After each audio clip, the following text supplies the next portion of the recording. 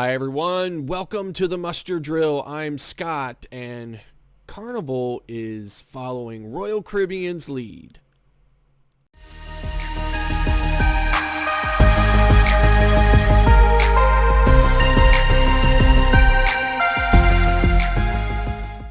Hi everyone, welcome back. So, Carnival announced that they are following Royal Caribbean's lead and they are gonna start selling on their website the Abbott Buy Next Now home testing kit.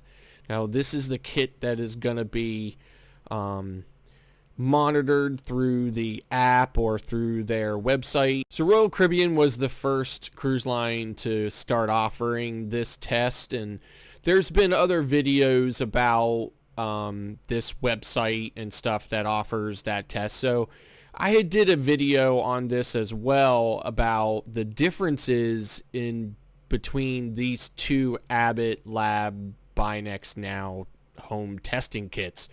So the boxes look very similar, and because it, is sort of, because it's from the same company and everything, and a lot of the writing is the same, it'd be very easy to get the two confused.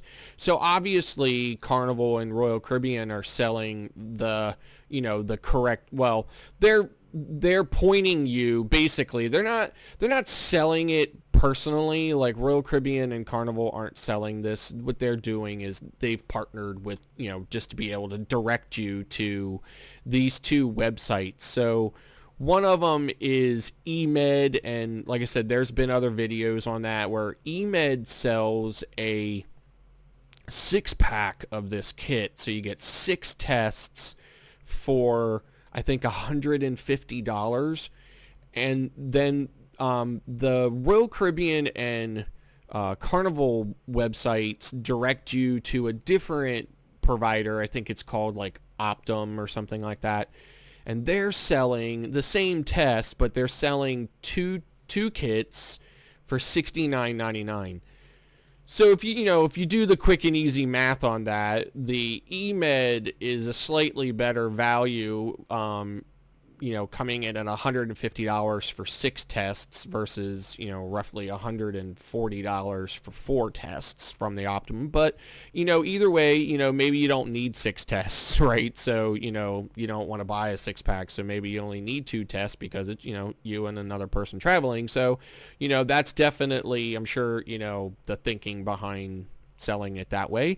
But Carnival has also, partnered with another company to set up testing sites at their, embarkation terminals. They're going to be doing those tests either inside the terminal or outside the terminal or within walking distance of the terminal. So, this home testing kit is just another option that the cruise lines are doing. I think it's a good idea, right?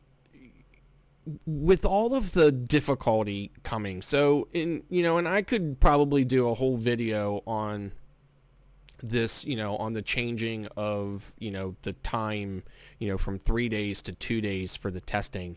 I mean, there's obviously two sides of that coin, the CDC wants things to be safer, and they want there to be less possibility of the cases getting on board, so they figure, okay, they're going to shorten that. But at the same time, do you know how much more difficult that makes, especially like if your cruise is leaving, say like on a Monday, right, and you want to get that test done, you have to get that test done on a Saturday. Well, what are you going to do then? I mean, how many labs really are open on the weekends? I don't know this for certain, but it just adds another level of difficulty to it. And so the other side of, I was saying there's two sides of this. The other side of that is, is the CDC trying to discourage people from cruising by, making it that much more difficult? I don't know. You have to decide if that's what you think it is or not. For me, I think about both sides, but either way, I don't care. I'm going to keep cruising because I love it. So, but in any event, it's awesome that Carnival and Royal Caribbean are offering yet another way to try to make this, this one kind of, stressful or, this one unpleasant aspect about getting on a cruise ship a little bit easier. So, thanks to both Carnival and Royal Caribbean for offering this. And so moving on. So CDC has added yet another very popular cruise port destination to its level 4 don't go there list. And that would of course be Jamaica. So, so the CDC has already added quite a few islands to this list, and I guess, where they're coming from on this is based on, whatever their medically scientific, set of factors that come into all this. So the basic ones are they look at a 28-day period, and this is, of course, reported numbers from that destination, from that island. So they look at a 28-day period. They look at how many cases have been reported or documented in that area over, a 28-day period, and how many tests have been performed in that same time frame in that same location. So, according to the CDC, if it's 500 cases or more than 500 cases per 100,000 people over a 28-day period, and then if they've had like 500 or more cases, but that they've only performed 100 tests or less in that same 28-day period over 100,000 people. So I guess they're looking at testing capabilities versus the amount of reported cases, and I guess that has them arrive at a conclusion that this location is already having difficulty with managing, cases in the local population. So why do we want to make things worse for them by adding to that, by bringing, a bunch of, thousands of people in on a cruise ship or on airplanes and stuff. So in any event, so that's where they come from when they're, adding these islands to level 4. So they've added Jamaica to level 4. So, I would go there. Of course, the advisory says, don't go there unless you really have to. And then of course it says, please make sure you're vaccinated if you go there. Well, okay, yeah, right. Chances are you're going to be vaccinated on a cruise ship these days with all the mounting restrictions anyway, so okay. And then finally today I wanted to talk about, just a little quick announcement from Holland America line.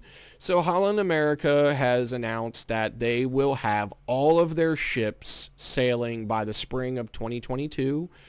So that, of course, the cruise lines have been doing staggered returns, with only a few ships from a few destinations or from a few ports of embarkation. So that'll be great news. That'll be finally like one entire cruise line with like all of their ships back to sailing. So I guess they're going to round that list out in the spring with the, with the Noordam, the Oosterdam, and the Westerdam.